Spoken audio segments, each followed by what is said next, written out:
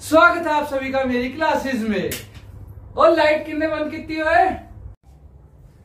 Finally lights on हो चुकी हैं और मुझे अपने आसपास सभी चीजें नजर आ रही हैं। लेकिन अगर लाइट्स ऑन ना होती तो मुझे कुछ भी नजर ना आता और आपको मैं नजर ना आता। इससे हमें ये तो क्लियर हो गया है कि कुछ भी देखने के लिए हमारे लिए सबसे जरूरी है लाइट, और इसीलिए आज हम पढ़ेंगे लाइट के बारे में। तो हमारे अगले चैप्टर का नाम है लाइट।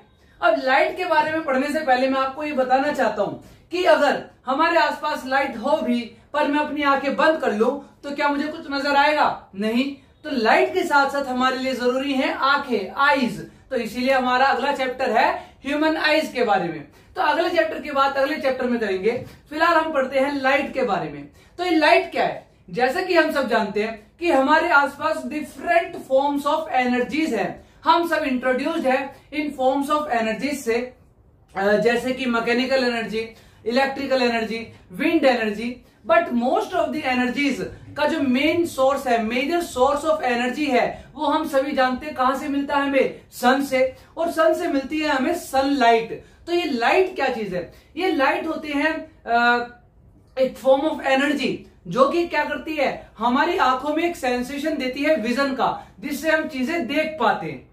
ठीक है। और ये जो लाइट है, अब पढ़ेंगे हम लाइट की प्रॉपर्टीज के बारे में।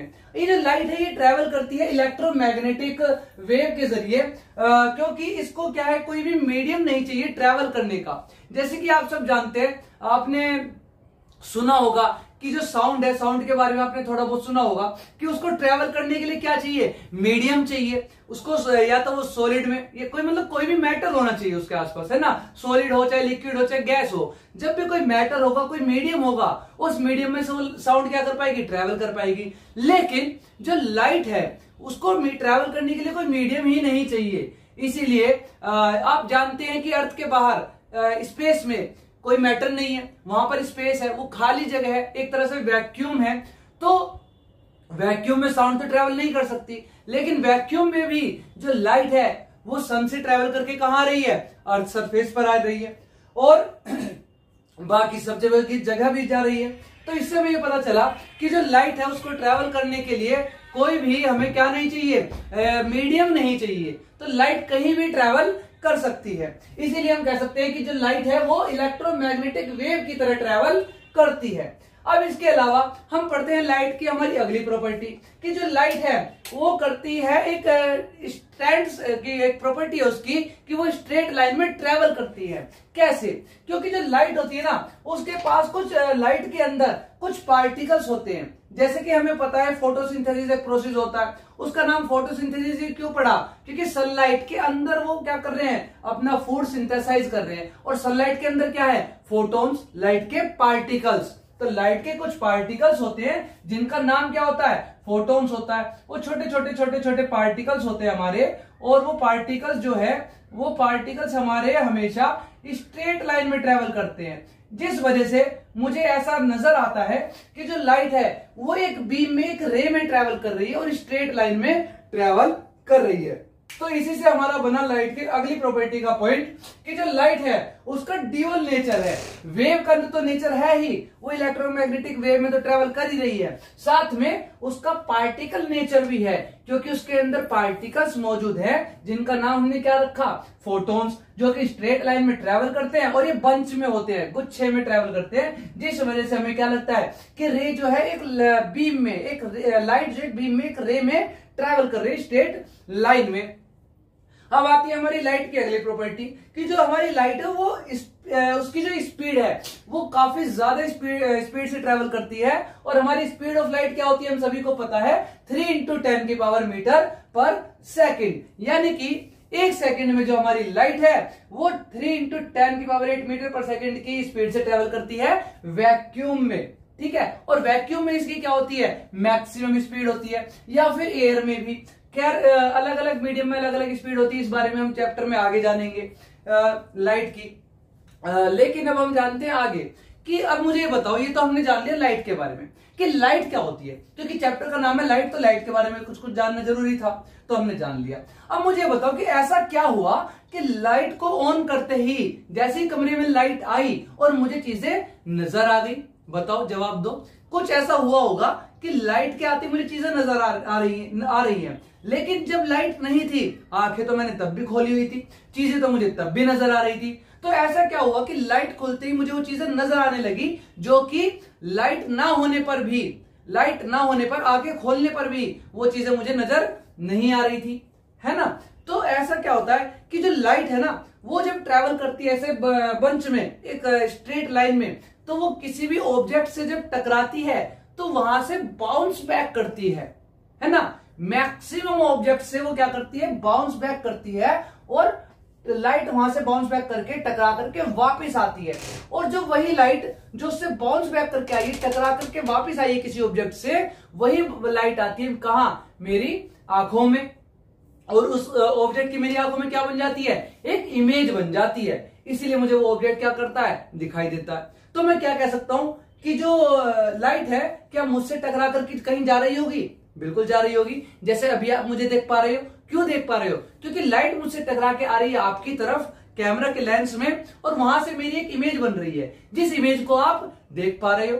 ठीक इसी तरह हर ऑब्जेक्ट से जो भी चीज हम देख पा रहे हैं, उस ऑब्जेक्ट से क्या करती है, लाइट टकराती है, वापस आती है, मेरी आंखों में जाकर इमेज बनाती है, तभी मुझे वो ऑब्जेक्ट क्या करता है, नजर आता है। और इसी लाइट के टकराकर वापस आने को हम क्या कह देते हैं, रिफ्लेक्शन कह देते हैं। इसलिए मेरे चैप्टर में अगला नाम क्या है, लाइट के बाद है रिफ्लेक्शन। तो अब मुझे ये बताओ कि ये जो प्रोसेस है रिफ्लेक्शन, जिसको मैंने बताया कि किसी भी ऑब्जेक्ट से लाइट टकराना और टकरा के वापस आना, इसी को मैंने क्या नाम दे दिया, रिफ्लेक्शन का नाम दे दिया, है ना। तो अब मैं ये कह सकता हूं कि अगर मैं बार बार, मुझे ये तो बोलने की जरूरत नहीं है कि लाइट टकरा के वापस आ रही है, बाउंस बैक कर रही है। अब मैं डायरेक्ट बोल सकता हूँ कि लाइट क्या कर रही है, रिफ्लेक्ट कर रही है। उससे आप समझ जाओगे कि रिफ्लेक्ट करने का मतलब क्या है, कि लाइट टकरा के वापस आ रही है। तो अब मुझे ये बताओ कि लाइट जिन जिन ऑब्जेक्ट से टकरा के वापस आ रही है, वो ऑब्जेक्ट मुझे नजर आ रहे हैं, है ना। और उन ऑब्जेक्ट के आर पार क्या मुझे नजर आ रहा है, नहीं नजर आ रहा। और ऐसे ही ऑब्जेक्ट्स को हम क्या कह देते हैं, आपने पढ़ा है बचपन में भी, कि ऐसे ही ऑब्जेक्ट्स को जिनके आर पार हमें नजर नहीं आता, ऐसे ऑब्जेक्ट्स को हम क्या कह देते हैं, ओपेक ऑब्जेक्ट कह देते हैं। तो ये ओपेक ऑब्जेक्ट क्या हुए, जिनसे लाइट जो है टकरा के वापिस आ जाती है और उनके आर पार मुझे नजर नहीं आता, है ना। तो शायद नजर इसीलिए नहीं आता होगा कि लाइट उनके आर पार नहीं जा रही है, लाइट उनसे टकरा के वापिस आ रही है मुझ तक। इसीलिए मैंने ऐसे ऑब्जेक्ट्स को क्या नाम दे दिया, ओपेक नाम दे दिया, है ना। क्योंकि लाइट टकरा के वापिस आएगी, एक इमेज उन ऑब्जेक्ट्स की बनेगी जिनसे वो टकरा के वापिस आ रहे हैं, तभी मुझे वो ऑब्जेक्ट नजर आएंगे। और ऐसे ऑब्जेक्ट्स के आर पार मुझे चीजें नजर नहीं आती। जैसे अभी आपको मेरे आर पार बोर्ड के पीछे क्या लिखा है, ये आपको नजर नहीं आ रहा होगा, है ना। तो ऐसे ऑब्जेक्ट्स को मैं क्या कह देता हूं, ओपेक ऑब्जेक्ट कह देता हूं। लेकिन आपने नोटिस किया होगा कि कई बार कुछ ऑब्जेक्ट्स ऐसे होते हैं जिनके आर पार लाइट चली जाती है ना, पढ़ा भी होगा आपने। और उनके आर पार मुझे क्या दिखता है, पूरी तरह 100% चीजें नजर आती है ना। इसका मतलब क्या हुआ कि उन ऑब्जेक्ट्स के आर पार 100% लाइट जो है जाती है। जैसे कि अभी जब से वीडियो चल रही थी, तब से आप पूरी वीडियो में इस गिलास के आर पार मुझे देख रहे थे। इसका मतलब क्या हुआ कि इस गिलास के आर पार जो है लाइट 100% जा रही है और आपको ये गिलास जो है नजर नहीं आ रहा था। क्यों? क्योंकि लाइट इस ऑब्जेक्ट के आर पार 100% जा रही थी, आप इस ऑब्जेक्ट के आर पार 100% देख पा रहे थे, विजिबिलिटी 100% थी, जिस वजह से आपको ये ऑब्जेक्ट नजर ही नहीं आया, जबकि वहां पर एक ऑब्जेक्ट प्रेजेंट था। इसी का आपने एग्जांपल देखा भी होगा, वीडियोस वगैरह, फनी वीडियोस में आपने देखा होगा कि मॉल वगैरह में कहीं बड़े बड़े गेट लगे रहते ग्लास के, कोई भी ह्यूमन बीइंग या कोई कुत्ता बिल्ली वगैरह पेट जो होते हैं वो आते हैं, उनसे टकरा जाते हैं। क्यों? क्योंकि उन्हें वो नजर ही नहीं आ रहा होता, क्योंकि लाइट उनके आर पार 100% जा रही है, तो हमें उनके आर पार चीजें नजर आ रही है और वो चीज हमें नजर नहीं आ रही है। और ऐसी चीजों को हम क्या नाम दे देते हैं, बताओ, आपने पढ़ा होगा। ऐसी चीजों को हम नाम क्या दे देते हैं, ट्रांसपेरेंट। तो ये हो गया मेरा कैसा ऑब्जेक्ट, एक ट्रांसपेरेंट ऑब्जेक्ट, ठीक है। लेकिन कुछ चीजें ऐसी होती हैं जिनके आर पार आपको नजर तो आता है, लेकिन धुंधला धुंधला नजर आता है, क्योंकि उनके आर पार लाइट जाती तो है पर 100% लाइट उनके आर पार नहीं जाती। क्यों?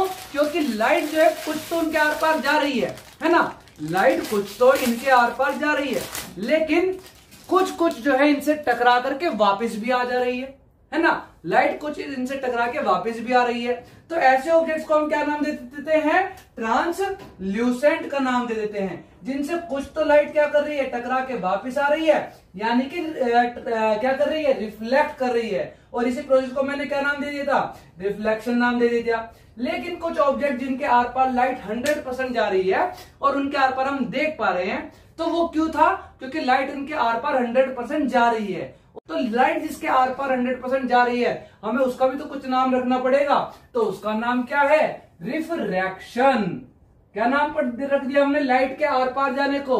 रिफ्रैक्शन। और इसीलिए हमारे चैप्टर का पूरा नाम क्या बना? Light reflection and refraction. जिस चैप्टर में हमने लाइट के बारे में तो पूरी तरह पढ़ लिया है कि लाइट क्या चीज है ये, लेकिन रिफ्लेक्शन और रिफ्रैक्शन के बारे में अभी सिर्फ इंट्रोडक्शन ही किया है कि लाइट टकरा के वापस आने को मैंने कह दिया रिफ्लेक्शन। और ये रिफ्लेक्शन जिस ऑब्जेक्ट से होता है उस ऑब्जेक्ट को मैंने कह दिया ओपेक, जिनके आर पार हम देख नहीं पाते क्योंकि इनके आर पार लाइट नहीं जाती। फिर मैंने एक प्रोसेस का नाम क्या रख दिया? रिफ्रैक्शन, जो कि क्या होता है? लाइट किसी ऑब्जेक्ट के आर पार चले जाना, यानी लाइट उसके आर पार क्या जा रही है? 100% जा रही है, तो उसी लिए मैं उसके आर पार देख पा रहा हूं, जिसका मैंने नाम क्या रख दिया? ट्रांसपेरेंट नाम रख दिया, है ना। और फिर जो हमारा तीसरा ऑब्जेक्ट है, जिसको मैं कह सकता हूं कि लाइट कुछ 100% पार नहीं जा रही है, कुछ लाइट उसके आर पार जा रही है और कुछ उसके आर पार लाइट नहीं जा रही है, इसीलिए हमें उसके आर पार क्या विजिबिलिटी थोड़ी कम रहती है, धुंधला धुंधला नजर आता है, थोड़ा उसके आर पार नजर आता है, थोड़ा नहीं नजर आता, क्योंकि कुछ अच्छे इसमें ऐसे नहीं लगाया था मैंने, कुछ तो पार्ट ऐसे होते हैं जिनसे लाइट क्या है? टकरा के वापस आ रही है ट्रांसल्यूसेंट ऑब्जेक्ट में। तो उन ट्रांसल्यूसेंट ऑब्जेक्ट के वो पार्ट जिनसे लाइट टकरा के अब हमें वापस आ रही है, वो तो पार्ट हमें नजर आ रहे हैं, लेकिन जिन पार्ट से लाइट आर पार जा रही है हमें वो पार्ट नजर नहीं आ रहे, लेकिन उनके पार क्या है? उनके पीछे वो नजर आ रहा है। ठीक है, तो ये था हमारे, थोड़ा सा मैंने इंट्रोडक्शन बचपन का भी दे दिया कि ओपेक, ट्रांसपेरेंट, ट्रांसल्यूसेंट कुछ ऑब्जेक्ट होते हैं और ये इनके आर पार नजर नहीं आता, इनके आर पार नजर आता है, इनके आर पार धुंधला नजर आता है। अब आपने कारण जान लिया कि क्यों इसके आर पार नजर नहीं आता, इसके आर पार नजर आता है, इसके आर पार धुंधला नजर आता है। किसकी वजह से? लाइट की वजह से, क्योंकि एक से क्या कर रही है? लाइट रिफ्लेक्ट कर रही है, एक से रिफ्रैक्ट कर रही है, और एक से दोनों काम हो रहे हैं, रिफ्लेक्ट भी कर रही है और रिफ्रैक्ट भी कर रही है। ठीक है, अभी हमने पढ़ा रिफ्लेक्शन एंड रिफ्रैक्शन के बारे में। तो रिफ्लेक्शन जो कि होता है लाइट का किसी सरफेस से टकरा के वापिस आना, जैसा कि अभी आपको दिख रहा होगा, ये मेरे पास एक रिफ्लेक्टिंग सरफेस है जिससे लाइट टकरा कर जा रही है। ठीक है, जैसे जैसे मैं लेजर को घुमा रहा हूं तो वैसे वैसे लाइट जा रही है। तो अभी हमने देखा रिफ्लेक्शन, जो कि होता है एक ओपेक ऑब्जेक्ट के जरिए जिससे लाइट टकरा के वापस चली जाती है। लेकिन कुछ ऑब्जेक्ट ऐसे होते हैं जिनके लाइट आर पार चली जाती है, लाइट उनसे टकरा के वापिस नहीं जाती, लाइट उनके आर पार चली जाती है, और ये ऑब्जेक्ट होते हैं हमारे ट्रांसपेरेंट ऑब्जेक्ट, और लाइट क्या करती है? इनके आर पार चली जाती है। जैसे कि आप देख सकते हैं, ये मेरा एक ट्रांसपेरेंट ऑब्जेक्ट था और लाइट क्या कर रही है? इसके आर पार जा रही है। आपको ये ऑब्जेक्ट भी नजर आ रहा होगा, और लाइट क्या कर रही है? इसके आर पार जा रही है, और इसी प्रोसेस को हम क्या कह देते हैं? रिफ्रैक्शन कह देते हैं। अब रिफ्लेक्शन और रिफ्रैक्शन देखने के बाद आगे बढ़ने से पहले मैं एक जनरल कंसेप्ट पर आता हूं फिजिक्स के। आपने नोटिस किया होगा, आपने जब भी बचपन से बॉल से खेला होगा, आपने बॉल को दीवार पर मारा होगा और वो बॉल रिफ्लेक्ट होके वापस आपके पास आई होगी। बॉल रिफ्लेक्ट ही तो हो रही है, टकरा के वापस आ रही है। तो जब बॉल रिफ्लेक्ट होके वापस आ रही होगी, आपने देखा होगा कि आप बॉल को जिस एंगल से दीवार पर मारते हो उसी एंगल से वो वापस आती है। जैसे कि अगर मैं बॉल को क्या करता था? सामने दीवार पर मारता था, तो बॉल सामने दीवार से टकरा के मेरे पास आती थी। लेकिन कई बार ऐसा होता था, बॉल को हमने टेढ़ा मार दिया अलग एंगल पे, तो क्या होता था? बॉल किसी और ही डायरेक्शन में चली जाती थी, मेरे पास नहीं आती थी। जैसे कि अगर अभी हम करके देखें कि अगर मैं ये एक पेपर बॉल मैंने बनाई, अगर मैं इसको सामने मारता हूं तो ये क्या आएगी? मेरे पास आएगी उसी एंगल से। लेकिन अगर मैं बॉल को मारता हूं ओब्लिक्विली मतलब टेढ़ा मारता हूं बॉल को, तो अगर जिस एंगल से मैं बॉल को मारूंगा, बॉल मेरी क्या जाएगी? उसी एंगल से जाएगी। ठीक है, जैसे मैंने भी सामने से मारा तो सामने आ गई, टेढ़ा मारा तो टेढ़ी चली गई। और टेढ़े में भी, टेढ़ा यानी कि ओब्लिक्वली, ओब्लिक्वली में भी मैं जिस एंगल से मारूंगा उसी एंगल से जाएगी। जैसे सामने ना मार के इस बार मैं ओब्लिक्वली मारूंगा, टेढ़ा मारूंगा। देखो अगर मैंने टेढ़ा इस एंगल से मारा तो मैं जिस एंगल से मारूंगा वो उसी एंगल से बॉल जाएगी। देखो करके देखते हैं। तो ये क्या हुआ कि बॉल जिस एंगल से मैं मार रहा हूं उसी एंगल पर जा रही है। ठीक है, ऐसे तो कभी नहीं हुआ होगा ना कि आपने सीधी दीवार पर सीधी बॉल मारी और वो टकरा करके वापस सीधा आपके पास ना आके कहीं और चली गई। अगर सीधी मारी तो सीधी आएगी, लेकिन ऐसा भी नहीं हुआ होगा कि अगर आपने बॉल टेढ़ी मारी है, ओब्लिक्वली मारी है किसी दीवार पे, तो वो आपके पास आ जाएगी, तो वो टेढ़ी ही जाएगी। तो बॉल अगर आपने टेढ़ी मारी तो टेढ़ी गई, सीधी मारी तो सीधी आई। लेकिन टेढ़ी में भी, ओब्लिक्वली में भी आपने देखा कि जिस एंगल से आपने बॉल को मारा उसी एंगल से बॉल गई है। जैसे अभी मैंने पेपर का आपने दिखाया मार के कि सीधी मारी तो सीधी आई, मैंने टेढ़ी इस एंगल से मारी तो इस एंगल से गई। लेकिन अगर मैं बिल्कुल क्लोज आकर के इस क्लोज एंगल से बॉल को मारू तो देखो क्लोज एंगल पे जाएगी। ठीक है, तो इससे मुझे क्या पता चलता है कि इससे मुझे पता चला कि जिस एंगल से मैं किसी भी ऑब्जेक्ट को, जिस एंगल से मैं किसी भी ऑब्जेक्ट को मारूंगा उसी एंगल से वो ऑब्जेक्ट क्या होगा, चला जाएगा। तो ये सभी हर चीज पर अप्लाई होता है ये लो हमारा फिजिक्स का, ये कंसेप्ट जनरल, कि जिस एंगल से मैं किसी ऑब्जेक्ट को किसी सरफेस पर मारूंगा उसी एंगल से वो रिफ्लेक्ट होके जाएगी।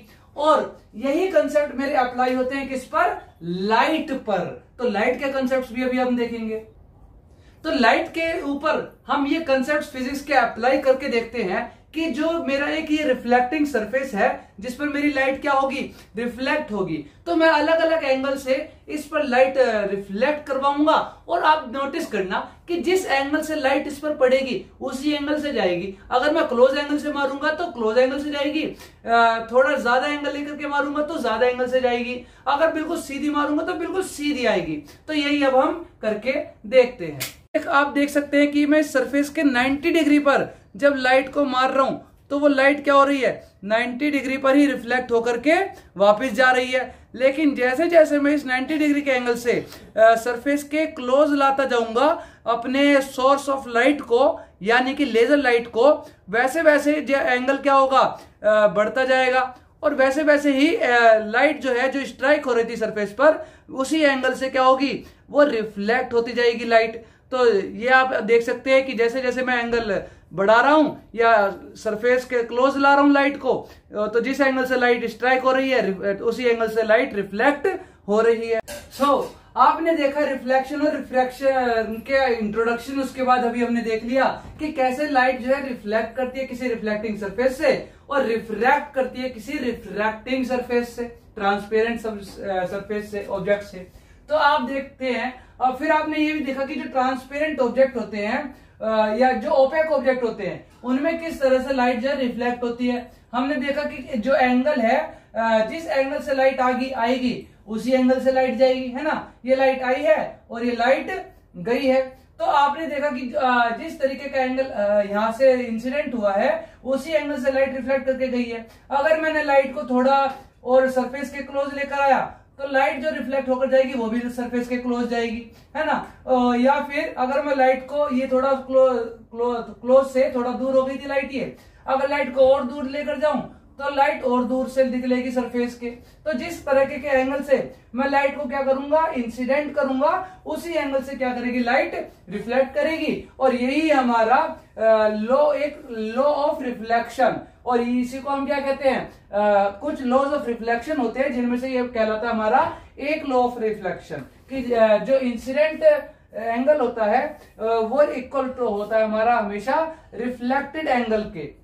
अब ये इंसिडेंट एंगल और रिफ्लेक्टेड एंगल क्या है, देखो जो ये हमारी लाइट आ रही है ना, ये लाइट सरफेस की तरफ आ रही है तो सरफेस पर इंसिडेंट कर रही है, तो इस लाइट की रे को हम बोल देते हैं क्या, इंसिडेंट रे। ठीक है, और ये जो हमारी लाइट सरफेस से टकराकर वापस जा रही है ये वही लाइट है, लेकिन सरफेस की, ये तो इंसिडेंट है तो सरफेस की तरफ आ रही थी, ये वाली लाइट सरफेस से दूर जा रही है, रिफ्लेक्ट करके जा रही है, तो इस रे को हम बोल देते हैं क्या, रिफ्लेक्टेड रे। ठीक है, अब इस रिफ्लेक्टेड रे और इंसिडेंट रे के बीच में जिस सरफेस पर ये जो लाइट जो है टकरा रही है, उस सरफेस पर उसी पॉइंट पर हम क्या करते हैं, एक 90 डिग्री की एंगल लाइन खींच देते हैं, जिस लाइन को हम क्या बोल देते हैं, नॉर्मल बोल देते हैं। क्या बोल देते हैं, नॉर्मल। इसको हम सिर्फ एन से भी डिनोट कर देते हैं, ठीक है। और ये इंसिडेंट रे हो गई हमारी आई और रिफ्लेक्टेड रे हो गई हमारी आर। अब इस इंसिडेंट रे और रिफ्लेक्टेड रे के बीच में मैंने कहा हमेशा एंगल क्या होगा, इक्वल होगा, इंसिडेंट एंगल और रिफ्लेक्टेड एंगल। और उन एंगल्स को हम क्या रख देते हैं, नाम रख देते हैं, क्या, एंगल ऑफ इंसिडेंस और एंगल ऑफ रिफ्लेक्शन। तो ये हो गया हमारा क्या, एंगल ऑफ इंसिडेंस और एंगल ऑफ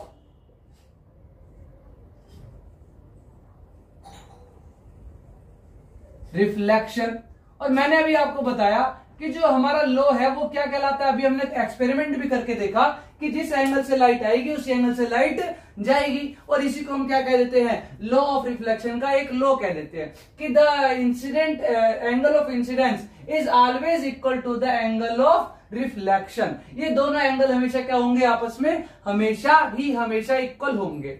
अब एक चीज आप देखो इसमें कि जो हमारी इंसिडेंट रे है और ये जो रिफ्लेक्टेड रे है, ये एक ही सरफेस पर से जा रही है ना। इंसिडेंट रे जिस सरफेस पर आकर टकराई, जिस प्लेन पर आकर टकराई, उसी सरफेस से क्या निकली, उसी प्लेन से रिफ्लेक्टेड रे निकली, और उसी प्लेन पर हमने क्या बनाया, नॉर्मल लाइन बनाई। ये नॉर्मल रे नहीं है, ये नॉर्मल लाइन है। तो मैं कह सकता हूं कि जो मेरी इंसिडेंट रे होगी वो जिस प्लेन पर, जिस पॉइंट पर टकराएगी, उसी पॉइंट से जो रिफ्लेक्टेड रे होगी वो निकलेगी भाई, क्योंकि लाइट तो एक ही है। जिस जगह पर वो लाइट टकराएगी उसी जगह से रिफ्लेक्ट होकर वापस जाएगी। ऐसा तो नहीं है कि मैंने एक प्लेन सरफेस लिया, लाइट आके इंसिडेंट हुई इधर और रिफ्लेक्ट होकर निकल गई कहां से, इधर से। ऐसा तो पॉसिबल नहीं है ना कभी भी कि ये मेरा सरफेस है, लाइट इधर टकरा रही है और लाइट अंदर घुस गई सरफेस के और उधर से कहीं और से, इधर के ऊपर से रिफ्लेक्ट होके कहीं और से जा रही है। ऐसा तो कभी नहीं होगा ना।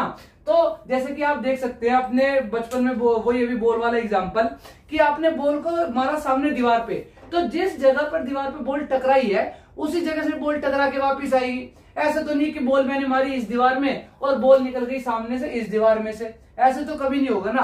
तो ये कह रहा है कि जिस लाइट के लिए भी ये सेम बात बोल रहा है कि जिस पॉइंट पर, जिस प्लेन पर, जिस पॉइंट पर लाइट इंसिडेंट करेगी उसी पॉइंट से या उसी प्लेन से लाइट क्या करेगी, रिफ्लेक्ट करके निकल जाएगी। और नॉर्मल भी हम क्या बनाएंगे, उसी पॉइंट पर बना देंगे 90 डिग्री की एंगल लाइन। तो ये कह रहा है यही हमारा क्या, अगला लॉ ऑफ रिफ्लेक्शन, जो कि क्या कहता है कि the incident ray, the reflected ray and normal all lie on the same plane पर, इसी पॉइंट पर, इसी प्लेन पर क्या करेंगे, ये तीनों लाई करेंगे, पढ़ेंगे, ठीक है। इंसिडेंट रे, रिफ्लेक्टेड रे और नॉर्मल, ये क्या करेंगे, उसी प्लेन पर लाई करेंगे। और यही थे हमारे दो लॉज ऑफ रिफ्लेक्शन। इन्हीं दो लॉज को कि angle of incidence always equal to angle of reflection और incident ray, normal and reflected ray all lie on the same plane, और इन्हीं दोनों लॉ को हम कह देते हैं लॉज ऑफ रिफ्लेक्शन। अभी हमने पढ़े लॉज ऑफ रिफ्लेक्शन, जिसमें हमने पहला लॉ पढ़ा कि जो एंगल ऑफ इंसिडेंस होगा वो ऑलवेज इक्वल होगा किसके, एंगल ऑफ रिफ्लेक्शन के, और एंगल ऑफ इंसिडेंस को डिनोट करते हैं एंगल आई से, और एंगल ऑफ रिफ्लेक्शन को डिनोट करते हैं एंगल आर से। और ये एंगल मेजर किए जाते हैं किससे, नॉर्मल से, है ना। नॉर्मल से इंसिडेंस की तरफ एंगल आई, नॉर्मल से रिफ्लेक्शन की तरफ, रिफ्लेक्टेड रे की तरफ एंगल आर, और ये दोनों हमेशा आपस में कैसे होंगे, इक्वल होंगे। वही हमने पढ़ा सेकंड लॉ कि जो इंसिडेंट रे होगी और जो नॉर्मल होगा रिफ्लेक्टिंग सरफेस पर, उस पॉइंट पे जहां पे क्या हुई है, रे इंसिडेंस हुई है, और रिफ्लेक्टिंग रे, ये सभी क्या करेंगी, लाई करेंगी ऑन सेम प्लेन, एक ही प्लेन पर लाई करेंगी, ठीक है। फिर इसके बाद अब ये थे हमारे लॉज ऑफ रिफ्लेक्शन। अब शुरुआत का याद करो, मैंने बताया था आपको कि कोई भी ऑब्जेक्ट मुझे कैसे नजर आ रहा है, कोई भी सामान, कुछ भी मुझे नजर तब आ रहा है जब लाइट उससे रिफ्लेक्ट होके वापस आ रही है और मेरी आंखों में क्या बना रही है, एक इमेज बना रही है। याद आया? तो अब इमेज का देखो कि इमेज क्या चीज है। इमेज एक वो पॉइंट है, इमेज वहां पर फॉर्म होती है उस एक पॉइंट पर जहां पर कम से कम दो लाइट रेज क्या करती हैं, मिलती हैं आपस में, या तो मिलेंगी या फिर ऐसा लगेगा कि ये लाइट वहां पर क्या कर रही है, मिल रही है। तो या तो एक्चुअली मीट, जो कि रियल हम बोलेंगे कि रियली मीट कर रही है, या फिर अपीयर टू मीट, जिसको हम बोलते हैं कि वर्चुअली मीट कर रही है लाइट आपस में, है ना। तो ये दो केस जब भी होंगे तो हम क्या बोल सकते हैं, उस जगह पर क्या करेंगी, इमेज बनेगी। लेकिन उसके लिए कम से कम कितनी लाइट रेज चाहिए, 2 लाइट रेज चाहिए। और मैंने फिर बताया कि ये जो इमेज बनती है ये हम मोस्टली अपने घरों में देखते ही हैं, सबके घरों में लगा होगा। क्या, जब हम नहाते हैं, तैयार होते हैं, उसके बाद जाते हैं ना तैयार होने के लिए किसके आगे, शीशे के आगे। और वो शीशा क्या है, मिरर। तो मिरर के आगे हम देखते हैं खुद को तैयार होने के बाद कि कैसे हम लग रहे हैं। तो मिरर क्या चीज है, वो मिरर एक हाईली पॉलिश्ड सरफेस है, हाईली पॉलिश्ड सरफेस है, जिससे क्या करती है, लाइट रिफ्लेक्ट करती है, लाइट रिफ्लेक्ट करती है और क्या करती है, इमेज को फॉर्म करती है, एक इमेज बनाती है किसी भी ऑब्जेक्ट की। और उन सरफेसेस को हम क्या कह देते हैं, मिरर कह देते हैं। तो अब हम जानेंगे मिरर्स के बारे में।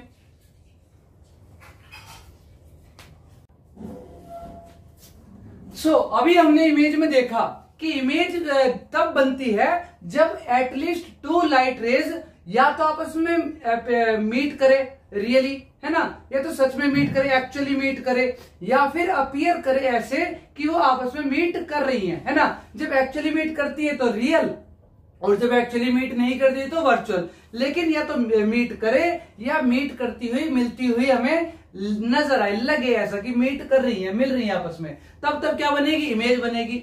और इमेज के बाद हमने देखा कि एक मिरर नाम का कोई ऑब्जेक्ट होता है जो हाईली पॉलिश्ड होता है, रिफ्लेक्टिंग सरफेस होता है, जिससे लाइट क्या करती है, रिफ्लेक्ट करती है और क्या बनती है, उस पर इमेज बनती है ना, मिरर पर।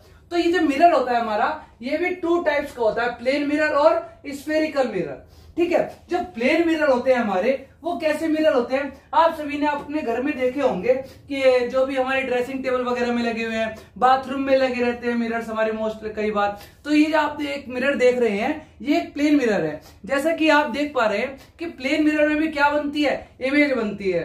आहा, क्या सुंदर इमेज है। तो ये जो हमारी मिरर इमेजेस बनती हैं प्लेन मिरर में, ये आप नोटिस करते होंगे कि जैसे मान लो मैं स्क्रब करने बाथरूम में जा रहा हूं, है ना, मेरे काफी व्हाइट हेड्स हो गए हैं, तो मैं स्क्रब करने के लिए क्या करूंगा, बिल्कुल नजदीक जाकर के क्या करूंगा, स्क्रब करूंगा, एकदम क्लोज लुक लूंगा अपने फेस का मिरर में। कैसे, मिरर के नजदीक जाकर, समझ रहे हो, कैसे लूंगा, मिरर के नजदीक जाकर। लेकिन जब मुझे पूरी बॉडी देखनी होगी या बॉडी का ज्यादा पार्ट देखना होगा, क्योंकि क्लोज आया तो सिर्फ फेस दिख रहा है और सिर्फ नोज दिख रही है ना। देखो अभी आप इसके क्लोज देखो, काफी क्लोज लुक दिख रहा होगा आपको, कम चीजें दिख रही होंगी, लेकिन और पास दिख रही होंगी चीजें। लेकिन जैसे ही मिरर को आप दूर लेकर जाओगे तो हमें चीजें भी कैसी नजर आएंगी, दूर नजर आएंगी, है ना। और ज्यादा सरफेस मेरा शरीर का जो है इसमें नजर आ रहा है, लेकिन पास आया तो सिर्फ फेस नजर आ रहा है। इसका मतलब क्या हुआ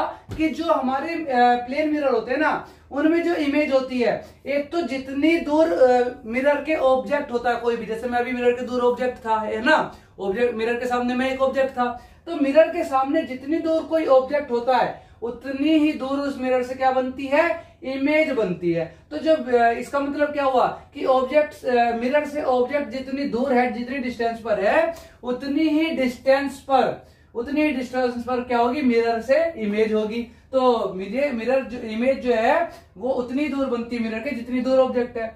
और इसी तरह हमने ये भी देखा कि मैं जितना जो है मुंह के सामने, मिरर के सामने जब मेरा पार्ट फेस का था उतना ही पार्ट दिख रहा है फेस का, लेकिन जैसे दूर गया तो साइज मेरे फेस का है वो साइज दिख रहा है। अब जितने साइज का मेरा मिरर होता है उसके सामने मेरा जितना साइज का ऑब्जेक्ट होता है वो आ पाता है, उतने साइज की क्या बनती है, उसमें इमेज बनती है। ऐसा तो नहीं है आपके जो बाथरूम में थोड़ा मिरर लगा हुआ है वो इतना बड़ा तो नहीं होगा कि आप ड्रेसिंग टेबल वाले मिरर की तरह कि सर से लेकर पैर तक आप उसमें नजर आ रहे हो। उसमें थोड़ा पार्ट, हाफ पार्ट जो बॉडी का नजर आता है। क्यों, क्योंकि मिरर का साइज छोटा है, तो जितना मेरा ऑब्जेक्ट का पार्ट उस मिरर के सामने आ रहा है उतना ही क्या बन रही है, उसमें इमेज बन रही है उतने साइज की। और जैसे ही मैं ड्रेसिंग टेबल के सामने गया तो अगर मेरे पूरा ऑब्जेक्ट का साइज जो है सर से पैर तक का मिरर के सामने आ पा रहा है तो इमेज का साइज भी क्या बन रहा है, उतना ही बन रहा है। तो हमारी दूसरी प्रॉपर्टी हो गई प्लेन मिरर की कि वो जो साइज इमेज का होगा वो हमेशा इक्वल होगा किसके, ऑब्जेक्ट के साइज के, मतलब जिस साइज का ऑब्जेक्ट होगा उसी साइज की हमेशा क्या बनेगी, इमेज बनेगी। तो अगर आपके एग्जाम में क्वेश्चन आए कि वो कौन सा मिरर है जिसमें हमेशा जो इमेज है वो ऑब्जेक्ट के साइज की बनती है, या फिर जो इमेज है वो हमेशा इक्वल डिस्टेंस पर रहती है मिरर से, और वो इक्वल डिस्टेंस कितना होगा, इक्वल किसके होगा, वो ऑब्जेक्ट के डिस्टेंस के, मतलब इमेज मिरर से उतनी दूर होगी जितना मिरर से ऑब्जेक्ट दूर होगा, है ना। इन दोनों में से कुछ भी अगर आता है कि वो कौन सा मिरर है तो आप तुरंत पहचान लोगे क्या, कि वो प्लेन मिरर है ना। स्फेरिकल मिरर भी पढ़ेंगे प्रॉपर्टीज, लेकिन प्लेन मिरर की जो हमने पढ़ी उसमें ऑलवेज वर्ड आ जाता है कि अगर ऑलवेज जो ऑब्जेक्ट है और इमेज है उनका साइज इक्वल है मिरर के सामने, तो मिरर कौन सा है, प्लेन मिरर। और अगर ऑलवेज ऑब्जेक्ट की दूरी मिरर से बराबर है इमेज की दूरी मिरर के, तो ऑलवेज कौन सा मिरर होगा, प्लेन मिरर। बहुत बढ़िया, ये दो प्रॉपर्टी हो गई। अब ये कह रहा है कि जो इमेज है प्लेन मिरर में वो हमेशा कैसी बनती है, वर्चुअल एंड डायरेक्ट। और वर्चुअल का मतलब अभी हमने देखा कि जो रेज है ना, लाइट रेज, दो रेज जहां पर से मीट कर रही है, जहां इमेज बन रही है, वो एक्चुअली मीट नहीं करती प्लेन मिरर में, वो हमेशा अपीयर होती है कि वो मीट कर रही है, लेकिन एक्चुअली मीट नहीं करती, एक्चुअली मिलती नहीं है आपस में। और वही वो कैसी इमेज बनती है, इरेक्ट इमेज बनती है ना। देखो एक तो इमेज बनती है इन्वर्टेड, इन्वर्टेड मतलब जैसे मेरा हाथ ऊपर की तरफ है तो वो उल्टा हो जाएगा नीचे, है ना, उल्टा, इन्वर्टेड मतलब उल्टा। लेकिन एक इमेज बनती है हमेशा हमारी कैसी, इरेक्ट, किसमें, प्लेन मिरर में। और प्लेन मिरर का मतलब क्या होता है, एक तरह से सीधी खड़ी है ना, जैसे ये हेड मेरा इसका ऑब्जेक्ट का ऊपर की तरफ है तो इमेज का हेड भी क्या होगा, ऊपर की तरफ होगा, बट लेटरली इन्वर्टेड हो जाएगी इमेज। लेटरली इन्वर्टेड मतलब इस लेटरल इन्वर्जन का मतलब होता है image is always laterally inverted. और इस लेटरल इन्वर्जन का मतलब क्या है कि जो मेरा ऑब्जेक्ट था उसका जो राइट पार्ट था वो लेफ्ट हो जाएगा और जो लेफ्ट पार्ट था वो राइट हो जाएगा। जैसे अभी मैं आपके सामने खड़ा हूं, ये देखो, ये मेरा राइट हैंड है, राइट हैंड घूम रहा है मेरा, है ना। और आप को जो ये मेरी एक इमेज दिख रही होगी, जिस साइड आपको मेरा राइट हैंड दिख रहा होगा उसी साइड का आप हैंड अपना हिला करके देखो, आपका लेफ्ट हैंड पड़ रहा होगा उस साइड पे। लेकिन अगर मैं अपना लेफ्ट हैंड हिलाऊं तो आपका वो राइट हैंड पड़ रहा होगा। इसका मतलब क्या हुआ कि जब प्लेन मिरर होते हैं, आप घर के शीशे में सामने जाके खड़े होके देखना ये वाली चीज करके, कि जो आपकी जो राइट साइड रहती है वो कैसी रहती है, लेफ्ट साइड रहती है, और लेफ्ट साइड राइट साइड रहती है। जब हम बाल बाते हैं प्लेन मिरर के सामने घर में, तो मैं कैसे, ऐसे बाल बार हूं, है ना, ऐसे बाल बार हूं। लेकिन जब मिरर के सामने मुझे अपनी इमेज दिख रही है, मैं तो जा रहा हूं कैसे, अपने लेफ्ट से राइट की तरफ, लेकिन मिरर में ऐसे मुझे ऐसे दिख रहा है, वो कैसे दिख रहा है, मैं तो जा रहा हूं लेफ्ट से राइट की तरफ, वो दिख रहा है राइट से लेफ्ट की तरफ जाता हुआ मिरर में। तो इसका मतलब क्या हुआ, प्लेन मिरर में कैसी इमेज बन रही है, इरेक्ट बन रही है, और उसका मतलब क्या हो रहा है कि वो लेटरली इन्वर्टेड हो जा रही है। और लेटरली इन्वर्टेड मतलब राइट का लेफ्ट और लेफ्ट का राइट। देखो जो राइट होगा वो हमेशा लेफ्ट अपीयर होगा, लेफ्ट दिखेगा, और वाइस वर्सा मतलब लेफ्ट का राइट दिखेगा। और इसी की मदद से, इसी लेटरल इन्वर्जन की मदद से एक एप्लीकेशन ये यूज होती है, पता कहां पर, जब आप जाते हो ना कहीं ट्रैफिक एरिया में और आपके पीछे एम्बुलेंस आ रही होती है, तो आप नोटिस करना कि वो जो एम्बुलेंस की गाड़ी है ना, उसमें एम्बुलेंस सीधा नहीं लिखा, उसमें उल्टा लिखा हुआ है ना, इन्वर्टेड लिखा हुआ है। कैसा इन्वर्टेड है, लेकिन ऐसे का ऐसे नहीं, लेटरली इन्वर्टेड, है ना, कैसा, लेटरली इन्वर्टेड। तो वो जो लेटरली इन्वर्टेड होता है ना, वो एम्बुलेंस के जो एम्बुलेंस के लेटर्स है वो लेटरली इन्वर्टेड लिखे रहते हैं, पलटे हुए लिखे रहते हैं, जिस वजह से जब आप अपनी गाड़ी के शीशे में देखते हो तो आपको शीशे में कैसे एम्बुलेंस लिखा होता है, सीधा एज इट इज लिखा होता है, ताकि आपको आसानी से समझ आ जाए कि ये वर्ड क्या लिखा है, एम्बुलेंस लिखा है। और आपको उस एम्बुलेंस को क्या दे दो, रास्ता दे दो, जगह दे दो जाने के लिए, क्योंकि एम्बुलेंस ने अगर अपना सायरन बजाया इसका मतलब क्या है, इमरजेंसी है। तो इसीलिए वहां पर जो है एम्बुलेंस वर्ड कैसा लिखा रहता है, पलटा हुआ लिखा रहता है, ताकि जब आप मिरर में देखो तो सीधा नजर आए। तो ये लेटरल इन्वर्जन की एप्लीकेशन वहां यूज हो जाती है। अब ये तो रही बात प्लेन मिरर की, कि हमेशा सेम साइज का इमेज बनेगी ऑब्जेक्ट के साइज के, हमेशा ऑब्जेक्ट जितनी दूर होगा मिरर से उतनी दूर इमेज होगी, और हमेशा प्लेन मिरर में वर्चुअल और डायरेक्ट इमेज बनेगी और लेटरली इन्वर्टेड बनेगी। ये तो रही बात प्लेन मिरर की। अब हम नेक्स्ट वीडियो में पढ़ेंगे स्फेरिकल मिरर। तो जुड़े रहिए हमारे साथ स्फेरिकल मिरर्स के बारे में जानने के लिए।